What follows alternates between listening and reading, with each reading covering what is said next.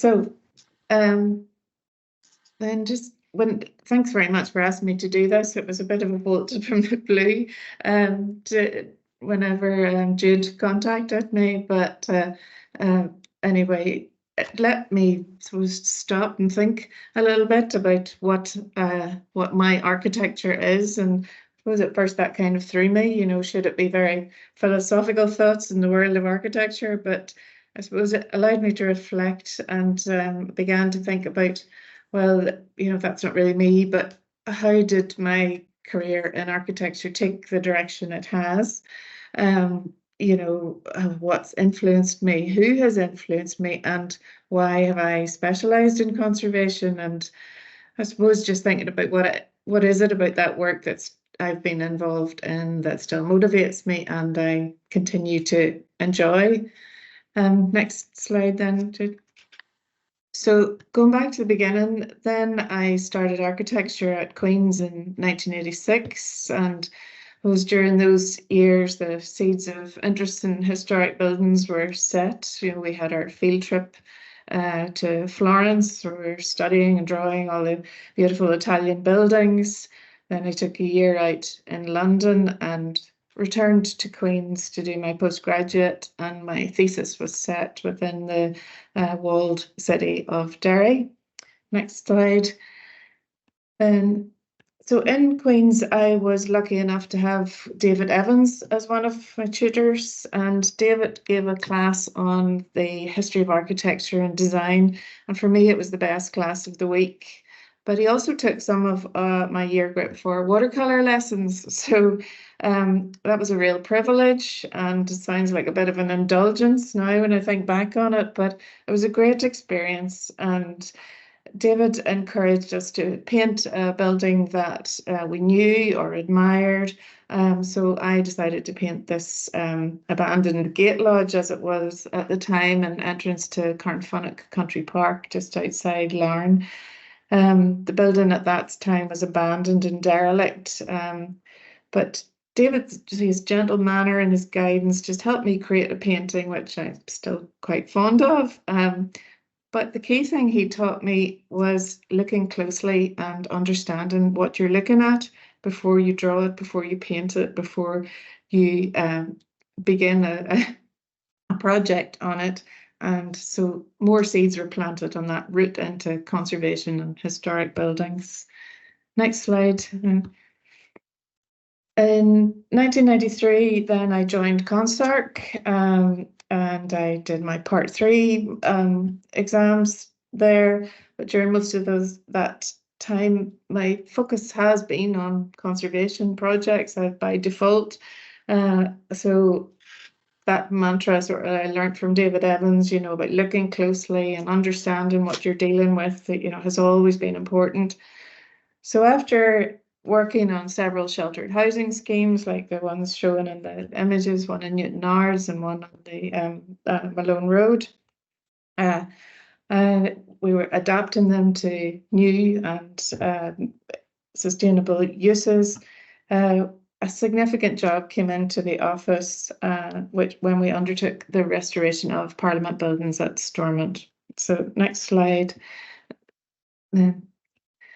So at that time, the job was to restore the interior of Parliament buildings after the fire in the chamber. And at that stage, Dawson Stelfox came back to ConsArch as a director to lead the conservation team. So I was able to work with Dawson at that time and from then on. And I suppose his mentorship and passion for restoring heritage buildings has been so important for me, and I'm very grateful that I was able to learn with him and work with him. And we worked on many, many projects, and I hope I'll be able to show you a few of those over the years. And we won quite a few awards along the way as well. So it has been a successful collaboration. The other thing that happened back in 1994 was the formation of the Heritage Lottery Fund. So suddenly restoring historic buildings was a good thing to do. there was a source of funding to bring them back into use, and it's sort of paved the way for many of the projects that may not have been possible otherwise. Next slide. St George's Market in Belfast was my first experience of a lottery-funded project, a place I still love to visit, and my first experience as well of restoring historic brickwork. So it was a big learning curve in trying to source the correct materials, and in many cases the craftspeople were learning with us as well. Next slide. Next slide, sorry, Jude. Yeah, so I mean, the building is still thriving today, and it's still hugely popular, and was the first project in Northern Ireland to receive a Heritage Lottery grant. Next slide, then.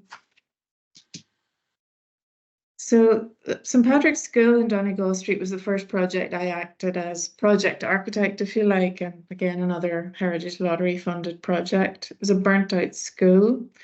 And a shell of a building, really. So many people, including the church next door, their initial reaction was, why are you doing this? It's beyond saving.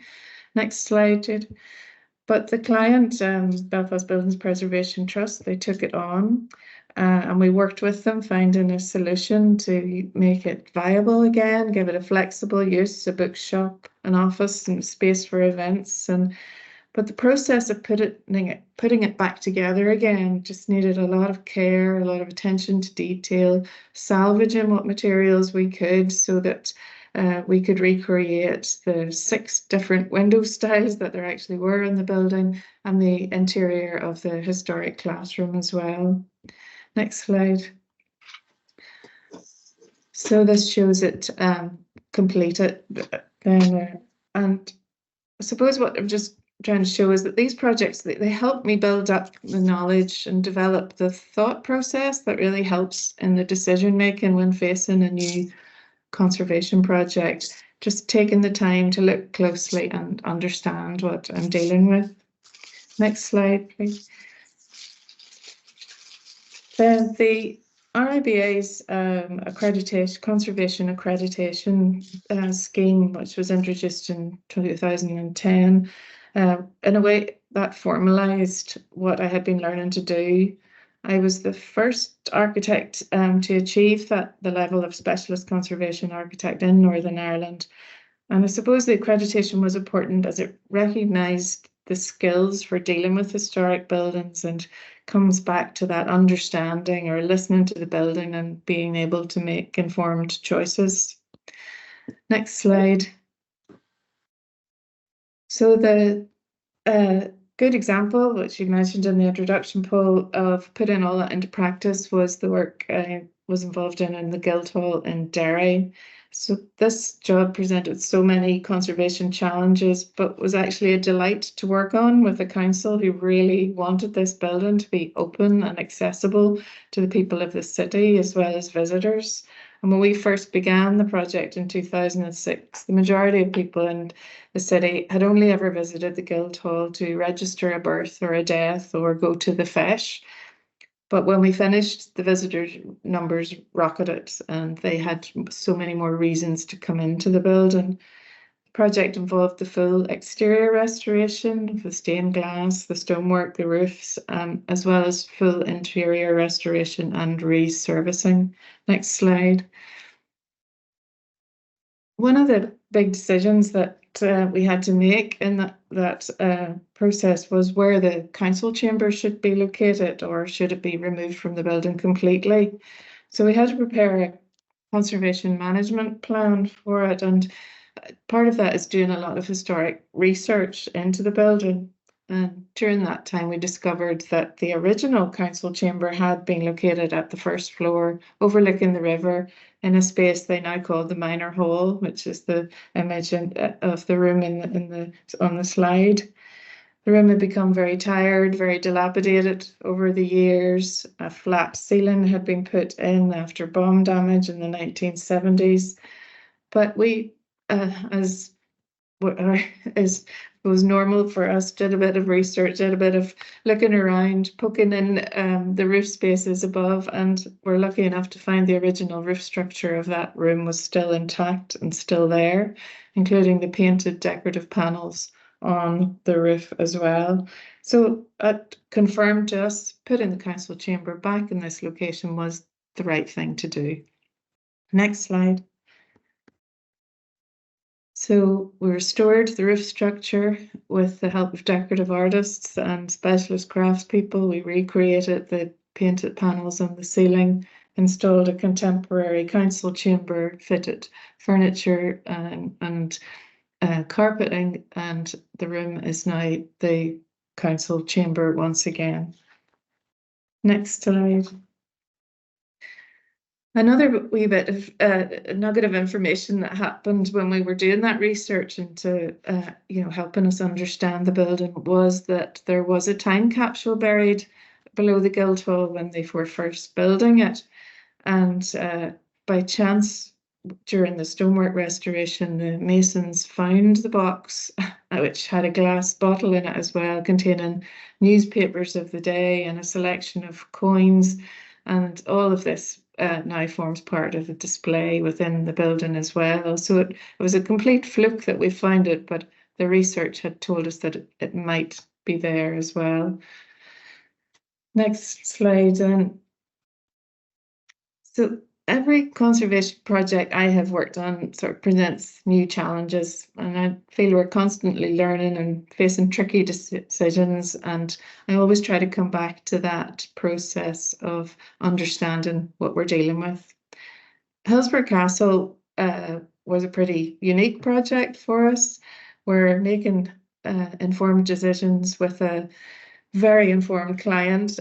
Was a complex enough process. So we were presented with the challenge to create new visitor facilities adjacent to the former walled garden within the estate. And the overriding aspiration was for delight in the detail. We did a lot of research again into the area and historic photos, and including this one, which is affectionately called Floss the dog, showed us where the original hothouses were on the site as well.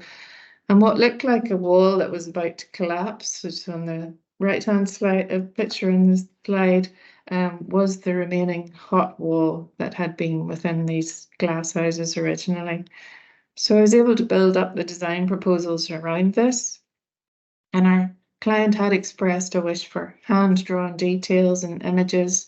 So I leaned again on the skills David Evans had taught me, using pencil drawings and watercolors to help present the proposals and create something special that told the story of the place. Next slide.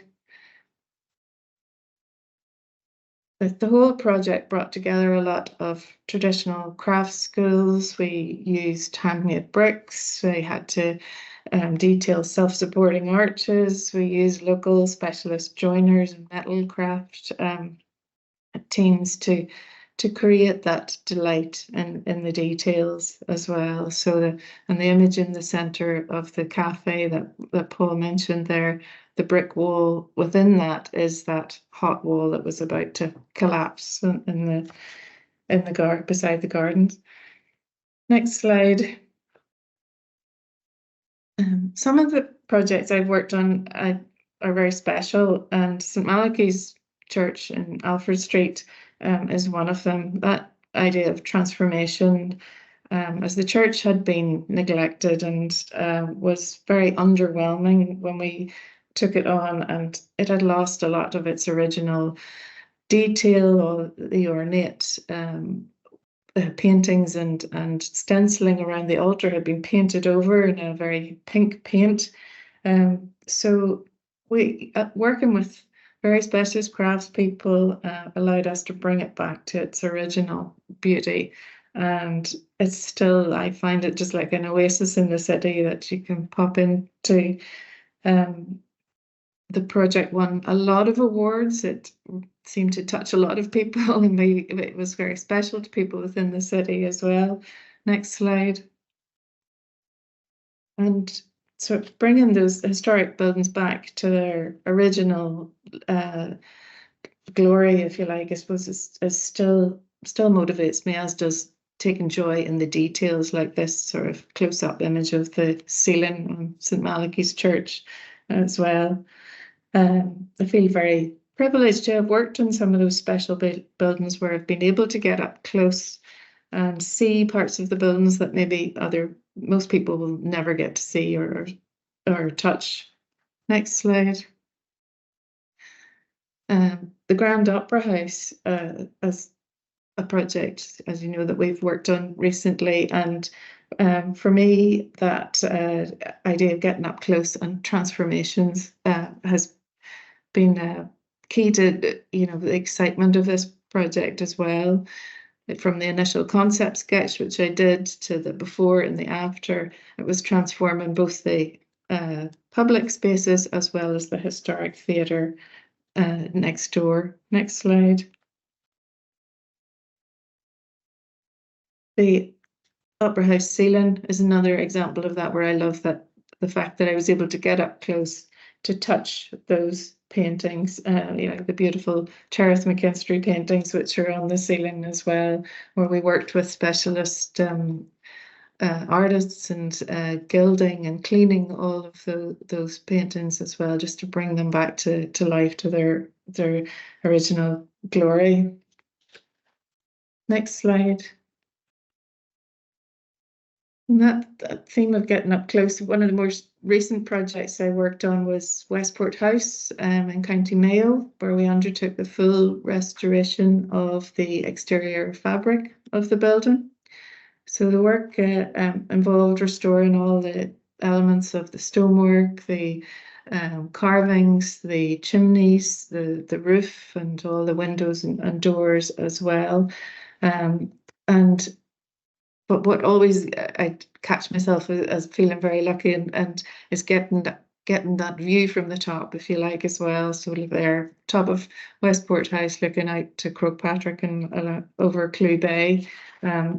What could be better than that? It's a good day's work when you can do that as well.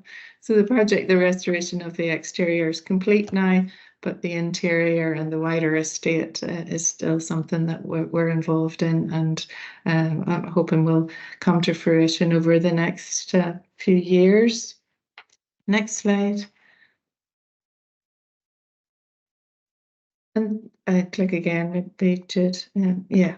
So yeah, then in 2021, I suppose, curveball thrown at me, major life challenge, and I was diagnosed with leukemia in September 21. So the rug was pulled from under me, if you like, and being locked in a ward on the 10th floor of the city hospital, there's really only one positive, and that was the view across the city. And from there, I suppose I could see many of the buildings I'd worked on and been part of.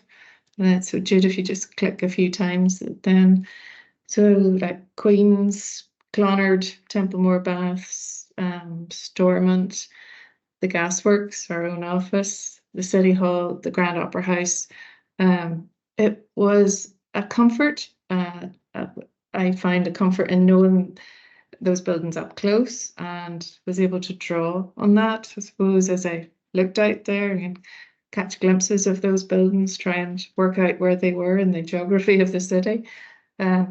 So as I suppose, as I try to get a little bit of normality and life back, and I just want to look forward to getting up close to some more historic buildings and touching those little pieces of history as well. So thank you.